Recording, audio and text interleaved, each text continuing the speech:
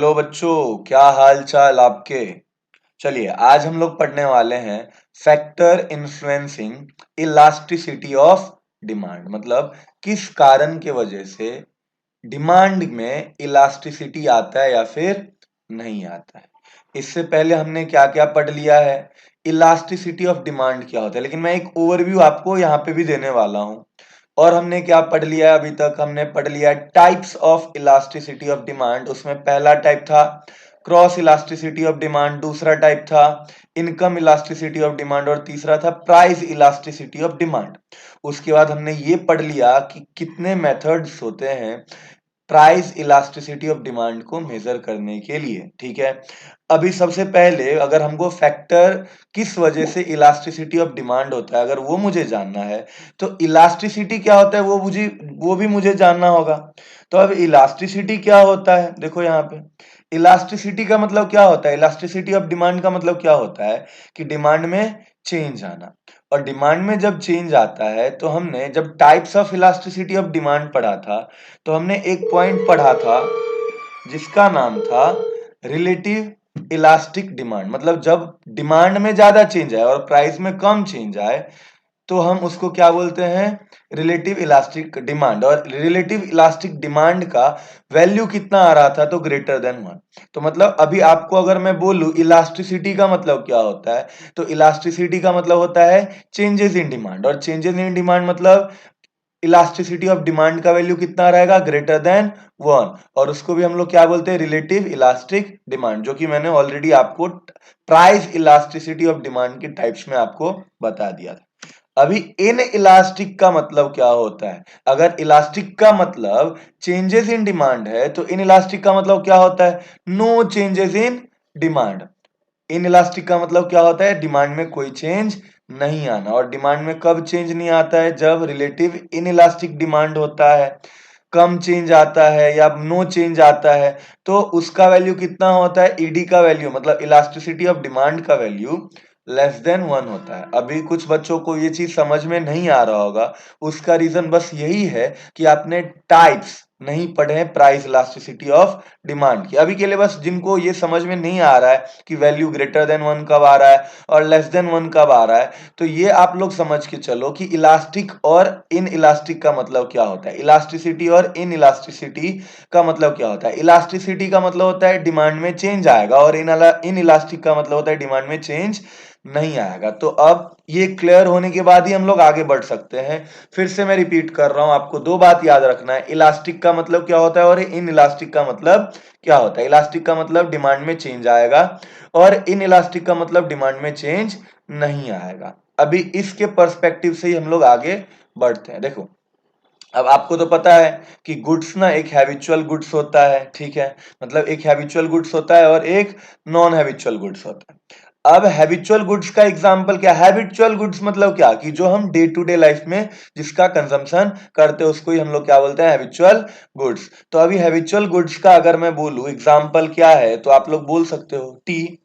T हर घर में एक तरीके से हैबिचुअल गुड्स की तरह है कि हर कोई हर रोज इस चीज को कंज्यूम करता है। और अगर मैं नॉन हैबिचुअल गुड्स का बात करूं तो नॉन हैबिचुअल गुड्स क्या हो गया, कोको कोला। ये हम ओकेजनली इसको डिमांड करते हैं ना। तो हैबिचुअल गुड्स क्या होता है, जिसको हम लोग रोज यूटिलाइज करते हैं, रोज यूज करते हैं। और नॉन हैबिचुअल गुड्स मतलब जिसको हम लोग रोज यूज नहीं करते, ओकेजनली यूज करते हैं। तो अब आप लोग ही मुझे बताओ कि हैबिचुअल गुड्स में इलास्टिसिटी होगा या नॉन हैबिचुअल गुड्स में इलास्टिसिटी होगा, या हैबिचुअल गुड्स में इन इलास्टिक होगा या फिर नॉन हैबिचुअल गुड्स में इन इलास्टिक होगा। इन इलास्टिक का मतलब होता है नो चेंजेस इन डिमांड और इलास्टिक का मतलब होता है changes in demand. Habitual goods समझो कि जो ये जो टी है इसके प्राइस में कितना भी चेंज आ जाए तो क्या इसका डिमांड चेंज होगा क्या, तो आप लोग बोलोगे नहीं। जिसको जिस चीज की लत लग गई है तो वो चीज लोग कंज्यूम करने ही वाले हैं, प्राइस कितना भी चेंज हो जाए। तो मतलब नो चेंज इन डिमांड होगा और नो चेंज इन डिमांड का मतलब क्या होता है, इन इलास्टिक डिमांड। तो आपने ये समझ लिया। अब नॉन हैबिचुअल ओकेजनली हम लोग ये चीज का डिमांड करते हैं, अगर प्राइस ज्यादा हो गया ना तो हम क्या करेंगे, डिमांड को फ्लक्चुएट कर सकते हैं, मतलब डिमांड में हम चेंज कर सकते हैं। तो हैबिचुअल गुड्स में ये जो हैबिचुअल गुड्स होता है वो इन इलास्टिक डिमांड होता है। और कौन से इन इलास्टिक डिमांड, तो रिलेटिव इनइलास्टिक डिमांड। और नॉन हैबिचुअल गुड्स किस टाइप का होता है? इलास्टिक डिमांड, क्योंकि हम इसके डिमांड में चेंज कर सकते हैं अगर इसका प्राइस चेंज होता है तो पहला पॉइंट आपको याद रखना है हैबिचुअल गुड्स। हैबिचुअल गुड्स में दो तरीके का गुड्स, हैबिचुअल और नॉन हैबिचुअल। हैबिचुअल गुड्स का डिमांड हम चेंज नहीं करते भले कितना प्राइस में चेंज आ जाए, तो उसको इनइलास्टिक डिमांड बोलते हैं, मतलब उसमें चेंज नहीं आता। और नॉन हैबिचुअल गुड्स मतलब उसको ओकेजनली हम डिमांड करते हैं, उसके प्राइस में चेंज हुआ तो हम उसका डिमांड भी चेंज कर देंगे, इसीलिए उसको क्या बोला जाता है? इलास्टिक डिमांड बोला जाता है। और कौन सा elastic demand? Relative elastic demand. और उसका वैल्यू क्या रहता है? हमेशा जो वैल्यू रहता है वो ग्रेटर देन 1 रहता है। अगला पॉइंट क्या है? Availability of substitute. अवेलेबल है क्या सब्स्टिट्यूट? सब्स्टिट्यूट अवेलेबल है कि नहीं है? जैसे कि मैं यहाँ पे लिख रहा हूं सब्स्टिट्यूट अवेलेबल, ठीक है। जैसे कि अगर मैं टी का बात करूं तो टी का सब्स्टिट्यूट अवेलेबल है कि नहीं अवेलेबल है? टी के बदले हम लोग कॉफी कंज्यूम कर सकते हैं कि नहीं कर सकते हैं, ठीक है। और दूसरा है substitute not available. Substitute not available का मतलब क्या होता है? कि उसका कोई सब्स्टिट्यूट मिलता ही नहीं है। जैसे कि मैं पेट्रोल डीजल का अगर एग्जांपल लूं, फ्यूल का एग्जांपल लूं, मैं क्या फ्यूल के बदले कोई और चीज यूज कर सकता हूं अपने व्हीकल में रन करने के लिए? जैसे मैं फ्यूल के बदले मिल्क यूज कर सकता हूं क्या गाड़ी चलाने के लिए? नहीं यूज कर सकता हूं। तो एक होता है जिसका सब्स्टिट्यूट अवेलेबल होता है, सब्स्टिट्यूट मतलब ऑल्टरनेट, कुछ ऑल्टरनेटिव उसका होना चाहिए। और एक होता है जिसका सब्स्टिट्यूट अवेलेबल नहीं होता है। तो अगर एक बात मुझे बताओ, जिसका सब्स्टिट्यूट अवेलेबल रहेगा उसके डिमांड में चेंज आ सकता है कि नहीं आ सकता है? और एक दूसरा एग्जांपल है जिसका सब्स्टिट्यूट अवेलेबल नहीं है। आप वीडियो को यहाँ पे पॉज करो और आप लोग खुद अपने मन में ही सोचो कि सब्स्टिट्यूट अगर अवेलेबल है तो वो इलास्टिसिटी होगा कि इन इलास्टिक होगा, ठीक है। इलास्टिक होगा कि इन इलास्टिक होगा? तो मैं बोलूंगा इलास्टिक होगा, मैं बोलूंगा इलास्टिक होगा, क्योंकि अगर समझो ना, अगर हमको टी बहुत महंगे में मिला तो हम क्या करेंगे? कॉफी का भी कंजम्पशन कर सकते हैं, मतलब टी के डिमांड में हम लोग क्या कर सकते हैं? चेंज कर सकते हैं। लेकिन सब्स्टिट्यूट अगर अवेलेबल नहीं है, पेट्रोल का दाम कितना भी ज्यादा बढ़ जाए हम लोग डिमांड उतना ही करने वाला, डिमांड में चेंज नहीं करने वाले, मतलब इन इलास्टिक होगा, ठीक है। पेट्रोल क्या होगा? In elastic. और इलास्टिक और इलास्टिक में हमने ये फर्क समझ लिया है कि इलास्टिक मतलब चेंज इन डिमांड और इन इलास्टिक मतलब चेंज इन नहीं होगा डिमांड में, ठीक है। ये पॉइंट क्लियर हुआ आपको अवेलेबिलिटी ऑफ सब्स्टिट्यूट। अगला पॉइंट है नेचर ऑफ कमोडिटी। कमोडिटी ना दो तरीके का होता है, एक नेसेसिटी और दूसरा होता है लग्जरी या फिर कंफर्ट। नेसेसिटी मतलब उसके बिना आप जी नहीं सकते हो, लग्जरी मतलब आपको ना वो क्या करता है, आप वो स्टेटस ऑफ सिंबल रहता है, मतलब आप अपना स्टेटस दिखाते हो लग्जरी गुड्स को। और कंफर्ट उससे अलग होता है, कंफर्ट होता है कि आप अपने वर्कलोड को कम करते हो कंफर्ट गुड्स को लेके। अभी हम एग्जांपल देखते हैं, नेसेसिटी गुड्स का एग्जांपल क्या है? जैसे मेडिसिन।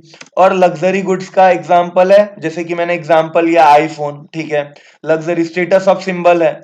और वॉशिंग मशीन, वॉशिंग मशीन क्या है? हमारा कंफर्ट है, हमारा काम आसान करता है। तो अगर मैं बताऊं नेसेसिटी गुड्स है, वो इलास्टिक होगा कि इन इलास्टिक होगा? जब मैं इलास्टिक बोलूं मतलब चेंज इन डिमांड हो सकता है, और इन इलास्टिक मतलब चेंज इन डिमांड नहीं होगा। तो अगर नेसेसिटी गुड्स का मैं बताऊं तो नेसेसिटी गुड्स क्या होगा? इन इलास्टिक होगा, उसके डिमांड में कोई चेंज नहीं आएगा। वहीं पे अगर लग्जरी या फिर कंफर्ट गुड्स है उसमें हम चेंज कर सकते हैं। समझ में आ रहा है बात? क्लियर हो रहा है ये चीज? नेसेसिटी जिसका हम क्या कर सकते हैं? रोटी कपड़ा और मकान समझ सकते हैं, या फिर समझो कि मेडिसिन का हम लोग बोल सकते हैं कि बहुत ज्यादा वो नेसेसरी है, उसको हम क्या डिमांड में चेंज कर सकते हैं? मेडिसिन के बिना हम काम चला सकते हैं क्या? नहीं चला सकते। लेकिन आईफोन या फिर यहाँ पे वॉशिंग मशीन का एग्जांपल लिया है, इसके बिना भी काम चल सकता है, मतलब डिमांड में चेंज आ सकता है। मेडिसिन का प्राइस कितना भी ज्यादा हो जाए हम डिमांड में चेंज नहीं करेंगे, लेकिन आईफोन का प्राइस या वॉशिंग मशीन का प्राइस अगर चेंज होता है तो हमारा डिमांड भी बहुत अच्छे तरीके से चेंज होता है, ठीक है। अगला पॉइंट है number of uses of commodity. एक होता है सिंगल यूजेस और दूसरा होता है multiple uses. Number of uses मतलब कितनी बारी आप उस चीज को यूज कर रहे हो, कितनी जगह पे उसको यूज कर रहे हो। एक होता है सिंगल यूजेस मतलब एक जगह ही उसको यूज कर रहे हो, और दूसरा होता है बहुत जगह आप उसको यूज करो। जैसे सिंगल यूज का पेन, पेन को एक जगह यूज करते हो ना, नोटबुक पे ही यूज करते हो ना, एक ही काम है ना उसका। और मल्टीपल का देखो मिल्क से रिलेटेड प्रोडक्ट, अगर मिल्क है तो मिल्क से हम कर्ड भी बना सकते हैं, चीज भी बना सकते हैं, बटर भी बना सकते हैं, घी भी बना सकते हैं। समझ में आ रहा है? बहुत सारे प्रोडक्ट उससे हम बना सकते हैं, मतलब उसका यूज बहुत सारा है। वहीं पे अगर पेन का एग्जांपल लूं तो उसका यूज बस एक ही है, बस लिखना। और अगर मैं मिल्क का एग्जांपल लूं तो मिल्क का बहुत सारा यूज है। तो अब आप लोग सोच के बताओ कि सिंगल यूज का जो हमारा डिमांड होगा वो इलास्टिक होगा कि इन इलास्टिक होगा? ठीक है, सिंगल यूज भले ही प्राइस कितना ज्यादा हो जाए या कुछ भी हो जाए, डिमांड हमारा उतना ही होने वाला है, डिमांड हमारा उतना ही होने वाला है। क्यों? क्योंकि हम जो है उसको एक यूज में ही लेते हैं, तो उसको हम लोग क्या बोलते हैं? इन इलास्टिक डिमांड बोलते हैं। और वहीं पे मल्टीपल यूज, मिल्क, मिल्क का प्राइस अगर कम हो जाएगा ना तो हम डिमांड क्या करते हैं? ज्यादा करने लगते हैं। हम सोचते हैं मिल्क का प्राइस कम हो गया है ना, कर्ड भी बना लेते हैं, चीज भी बना लेते हैं, बटर भी बना लेते हैं। समझ में आ रहा है? तो हम लोग इससे मल्टीपल यूजेस का डिमांड इलास्टिक होता है। प्राइस में थोड़ा सा चेंज हो गया है ना तो हम लोग डिमांड ज्यादा करने लगते हैं, ताकि हम उससे बहुत सारे मल्टीपल यूजेस कर सकते हो। और सिंगल यूजेस मतलब पेन, पेन का एग्जांपल लेना है, पेन के एग्जांपल में आपको ये यूज करना है कि अगर प्राइस कितना भी ज्यादा हो जाए, हमारा तो एक ही यूज है ना, तो हम डिमांड उसका जो है चेंज नहीं कर सकते। सोचो ना, अगर प्राइस बहुत कम हो गया तो हम पेन का बहुत ज्यादा यूज करने लगेंगे? नहीं करने लगेंगे। हमको जितना यूज रहेगा उतना ही हम उसका यूज करने वाले हैं। ठीक है, क्लियर हुआ ये बात? तो यहाँ पे इनइलास्टिक और यहाँ पे इलास्टिक। और इलास्टिक मतलब क्या हुआ? Changes in demand. और इनइलास्टिक मतलब no change in demand. Pen का जो कंजम्पशन होता है, पेन का जो डिमांड होता है, उसमें कोई चेंजेस नहीं आता with respect to their price. Where multiple uses, multiple uses का एग्जांपल हमने लिया मिल्क, मिल्क का डिमांड चेंज हो सकता है with the varying in the price of milk. ठीक है, अगला देखो, income of the consumer. Consumer का इनकम कैसा है, इसके लिए हम एकदम सिंपल से एग्जांपल, आज की डेट में ये देख रहे हो, ये चीज ना सोने के भाव में बिक रहा है। क्या है ये? टमाटर, टोमेटो। अब मुझे बताओ, ये जो टोमेटो है इसका प्राइस बहुत ज्यादा हो गया है, इसका प्राइस बहुत ज्यादा हो गया है। तो ये देखो, एक इंसान दिख रहा है तुमको, एग्जीक्यूटिव क्लास में फ्लाइट में ट्रैवल कर रहा है, मतलब बहुत रिच बंदा होगा वो ये। और देखो ये लोग राशन के लिए या किस चीज के लिए खड़े हैं, ये लोग पुअर होंगे।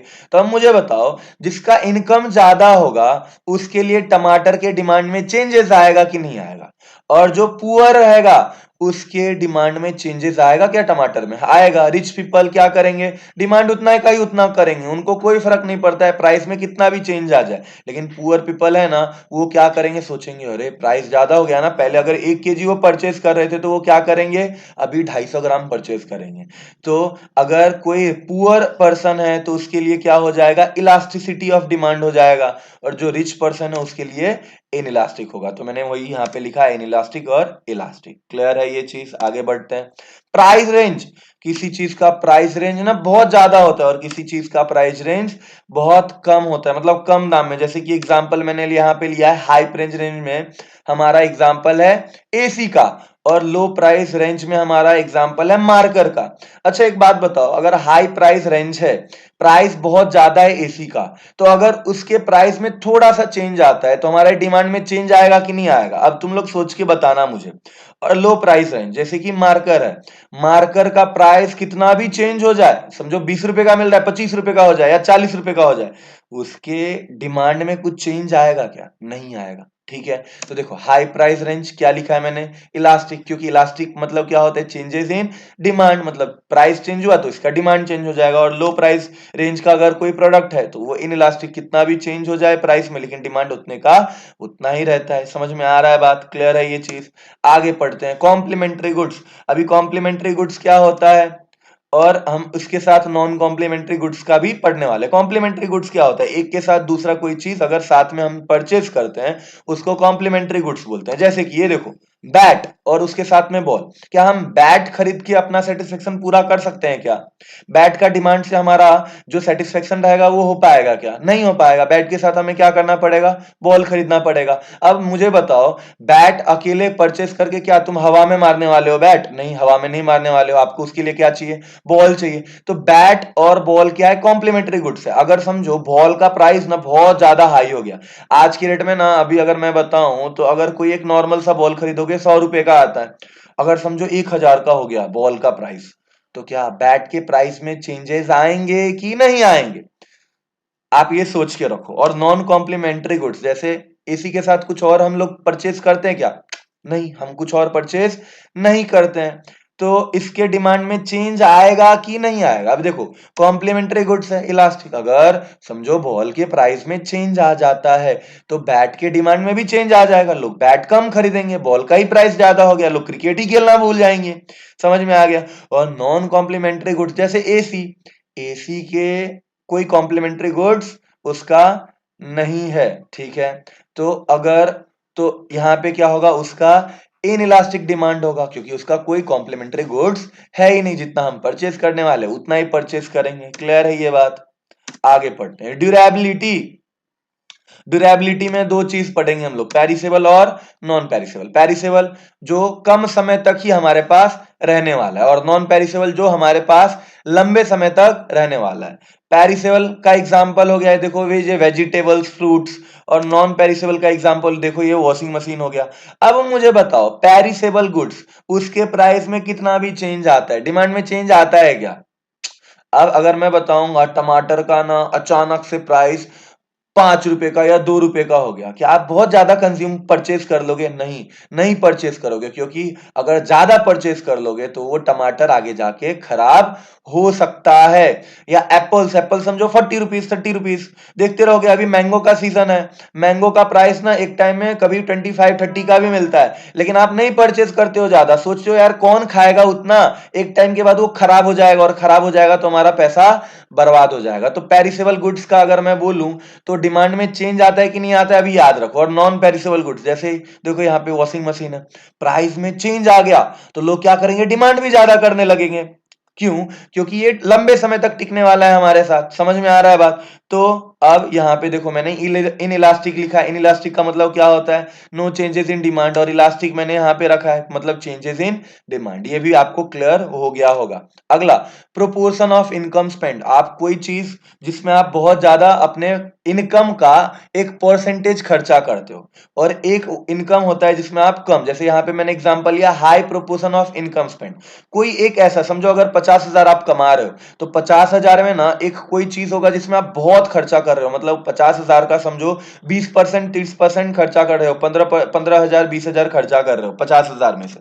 और एक होगा लो प्रोपोर्शनेट ऑफ इनकम स्पेंड, मतलब कोई एक ऐसा कमोडिटी होगा जिसमें आप कम पैसा खर्चा कर रहे होगे आप अपने इनकम में से, ठीक है। तो एग्जांपल देखो यहाँ पे, जैसे ये देखो, खाने पीने, जंक फूड, फास्ट फूड, इसमें बहुत खर्चा होता है, ठीक है, बहुत लोग खर्चा करते हैं। एक दिन कहीं गए मैकडोनाल्ड्स में, हो गया 1,000-1,500 का खर्चा। चार लोग मिलके गए, 3,000-4,000 का खर्चा हो गया। तो इसमें ज्यादा प्रोपोर्शनेट ऑफ इनकम स्पेंड होता है, ये समझ के चलो। और लो प्रोपोर्शनेट ऑफ इनकम देखो, ये डेली न्यूज़पेपर कितने रुपए का आता है? 4 रुपया, 5 रुपया, 6 रुपया। अगर मैं कैलकुलेट करूं, आपका अगर इनकम 50,000 है, ठीक है, अगर आपका इनकम 50,000 है, और अगर आप पेपर रोज खरीदते हो 5 रुपए का, 150 रुपया, कितना कम कम खर्चा हो रहा है अपने इनकम का, कितना एक छोटा सा हिस्सा आपका खर्चा हो रहा है। वहीं पे देखो पिज्जा, बर्गर, ठीक है, फ्रेंच फ्राइज, क्या क्या तो है यहाँ पे, ठीक है, इसमें बहुत ज्यादा खर्चा होता है। तो अगर किसी चीज में ज्यादा खर्चा होता है तो उसको आप कंट्रोल करते हो कि नहीं करते हो, इन मतलब आप अपने डिमांड में चेंजेस लाते हो कि नहीं लाते हो? तो आप लोग, ऑब्वियस सी बात है, अगर ज्यादा खर्चा हो रहा है सोचोगे कि अरे भाई इसमें तो बहुत खर्चा हो रहा है, तो मैं इसको कंट्रोल करता हूँ, मतलब डिमांड कम कर सकता हूँ, ज्यादा कर सकता हूँ। और वहीं पे देखो लो प्रोपोर्शन ऑफ इनकम स्पेंड, इसमें तो बस 150 रुपया खर्चा होने वाला है ना, तो इसमें हम कोई चेंज करेंगे? मेंटेलिटी सोचो ना। अरे 50,000 अगर समझो तुम कमा रहे हो, और समझो 20,000 का खर्चा तुम्हारा जंक फूड पे महीने का हो रहा है, तुम चाहोगे ना कि तुम्हारा डिमांड कम होए, तुम ज्यादा खर्चा ना करो, हाई प्रोपोर्शन जहां पे तुम्हारा खर्चा हो रहा है। और लो प्रोपोर्शन 150 रुपया खर्चा हो रहा है, तुम उतना सोचोगे क्या कि अरे 150 रुपया खर्चा हो गया, किसको कम कर लेते हैं, डिमांड कम कर लेते हैं, हफ्ते में 2 ही न्यूज़पेपर परचेज करते हैं, ऐसा बोलते हो क्या? नहीं बोलते हो। तो हाई प्रोपोर्शनेट ऑफ इनकम में क्या होता है? इलास्टिक डिमांड होता है, मतलब डिमांड में चेंज आ सकता है। और लो प्रोपोर्शन ऑफ इनकम स्पेंड में कोई इन इलास्टिक डिमांड, कोई चेंज नहीं आता है। तो 9 पॉइंट हो गया हमारा। और अभी बच्चों हम लोग आखिरी पॉइंट करेंगे, और आखिरी पॉइंट है अर्जेंसी ऑफ नीड। मतलब होता है ना, किसी चीज का अर्जेंट में काम होता है, और किसी चीज का अर्जेंट में काम नहीं होता है। अर्जेंट का मतलब क्या होता है कि जिसको हम टाल नहीं सकते, अभी की अभी वो चीज चाहिए। और नॉट अर्जेंट मतलब उसको टाल सकते हैं, बाद में भी उसका डिमांड हम लोग कर सकते हैं। तो अर्जेंट का एग्जाम्पल क्या होगा? मेडिसिन, उसको टाल सकते हैं क्या? बीमार हुए दवाई को बोलेंगे क्या अभी फीवर आया है कल जाके पैरासीटामोल लेते हैं, ऐसा बोलेंगे क्या? ऐसा नहीं बोल सकते। मतलब अर्जेंट का मतलब क्या होता है कि वो तभी के तभी तुमको चाहिए ही चाहिए, अगर नहीं चाहिए रहेगा तो फिर तुम बीमार और हो जाओगे। ठीक है, एग्जाम्पल मेडिसिन। नॉट अर्जेंट का एग्जाम्पल क्या होगा? नॉट अर्जेंट का एग्जाम्पल देख लो, आईफोन। अर्जेंट है क्या? मोबाइल फोन, स्मार्टफोन, आईफोन लेना अर्जेंट है क्या? नहीं अर्जेंट है, नहीं है। मतलब अर्जेंट का मतलब जिसको हम टाल नहीं सकते, और नॉट अर्जेंट जिसको हम टाल सकते हैं। तो अर्जेंट का क्या होगा? कौन से टाइप का? इलास्टिक होगा कि इन इलास्टिक होगा? अर्जेंट जिसको हम टाल नहीं सकते, डिमांड में चेंज नहीं कर सकते मतलब।